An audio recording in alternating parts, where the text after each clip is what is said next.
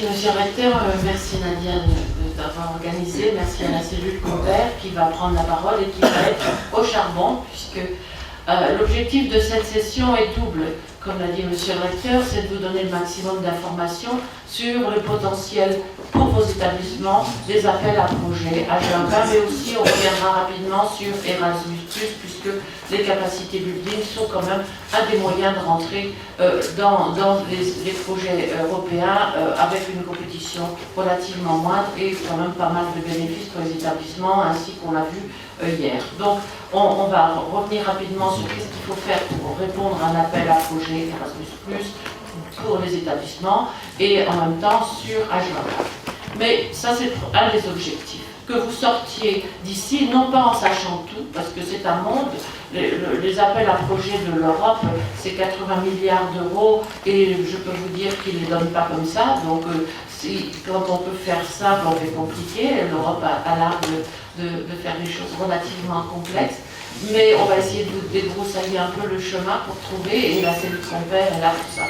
L'autre objectif, c'est que vous identifiez des compétences qui pour l'instant sont ici à Constantine, comme elles sont dans d'autres établissements, à Alger, à Ouargla, à Tlemcen, à l'ENP, au CDER, etc. Et je l'espère, une fois que le ministère aura évalué le dispositif, comme je l'ai raconté à ceux qui étaient là hier, ce dispositif qui est mis dans les sites pilotes doit être évalué par le ministère et de l'enseignement supérieur et éventuellement déployé dans les établissements. En tout cas, pour l'instant, c'est vous permettre d'identifier qui ici à Constantine, les frères Mandoury de Constantine, peut vous aider à trouver la bonne information au bon moment pour la thématique sur laquelle vous cherchez des informations. Donc ça, c'est vraiment, si vous sortez d'ici en sachant à qui vous adressez, vous aurez déjà gagné beaucoup de temps. L'autre point, c'est de... Et là, je m'adresse à tous ceux qui sont responsables de structures de recherche ou responsables d'établissements ou vice-recteurs. On ne peut pas courir 50 lièvres à la fois. Tous les chercheurs, potentiellement, pourraient être dans des projets européens, mais tout le monde n'y arrivera pas. C'est une course à l'excellence et, comme je le dis toujours, le ticket d'entrée aujourd'hui est très élevé. L'Europe fait des appels à projets de recherche depuis les années 90 et depuis, le niveau et le taux de sélectivité a grandi. Il est aujourd'hui de 10%. Donc, on ne va pas dire à tout le monde, allez-y, vous remporterez peut-être la victoire, parce que ce n'est pas vrai. Donc, comme l'a indiqué Monsieur le recteur, identifiez dans vos établissements, vos structures de recherche, les points forts, les équipes qui sont les plus en avance par rapport à leur thématique de recherche, l'internationalisation de leur recherche, leur présence dans les congrès, les publications internationales, etc., qui sachent écrire et rédiger en anglais, parce que c'est la condition sine qua non pour pouvoir y être. L'anglais est devenu la vulgate européenne, malheureusement. Je ne sais pas ce qu'ils vont faire quand les Anglais vont sortir.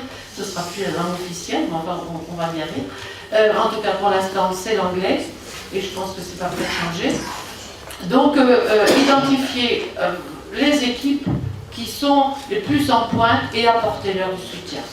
Apporter leur le soutien et aller chercher le soutien y compris auprès des équipes de Constantine qui peuvent les orienter, leur donner les pistes. Et puis ensuite, nous vous montrerons, j'espère, que nous aurons accès à la plateforme qui est installée ici à Constantine, mais qui est à destination nationale pour tous les établissements d'enseignement supérieur et de recherche algériens, quelle que soit leur localisation dans l'espace algérien, où il y a toutes les informations, tous les tutoriels, comment faire, les mémentos, les guides sur les programmes de recherche.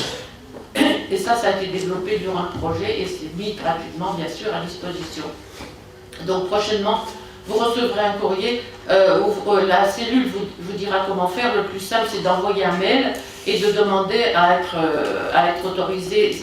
Tout le monde peut y accéder. Ce n'est pas réservé à un directeur ou un recteur ou à un vice-président, c'est pour tout le monde. Cette cellule c'est une plateforme d'e-learning. Simplement, il faut pouvoir s'identifier via un email pour recevoir un code d'accès. Mais c'est la seule condition. Donc, vous aurez donc 3 choses. Quelques informations en sortant d'ici, la cellule que vous aurez identifiée qui pourra répondre à vos questions et éventuellement même faire de la veille pour vous en vous alertant sur les appels, et cette plateforme qui sera là de façon permanente et j'espère alimentée par la cellule de façon régulière sur les appels d'offres, etc. Voilà l'objectif de cette matinée, c'est de vous dire ces outils existent, ces instruments, ces personnes existent, sachez les utiliser pour y aller. Et puis, il y aura d'autres sessions de ce genre, parce que ce n'est pas en une demi-journée que vous saurez tout sur tous ces programmes, mais c'est au moins vous donner l'appétit, l'envie d'y aller. Hein. C'est ça le gros objectif. Ou de ne pas y aller en sachant pourquoi vous n'y allez pas, parce que ce n'est pas la bonne fenêtre de tir pour vous. Il vaut mieux économiser de l'énergie et investir ailleurs que dans un programme où cette équipe-là n'a pas de chance pour y aller. Mais par exemple, les thématiques à indiquer sur le recteur sont des thématiques sur lesquelles il y a des appels réguliers dans l'Europe, parce que ce sont des priorités européennes. Donc effectivement, mais par exemple, je vais prendre, il y a des domaines comme les nanotechnologies, par exemple. Les nanotechnologies sont indiquées comme Industrial Leadership. Qu'est-ce que ça veut dire?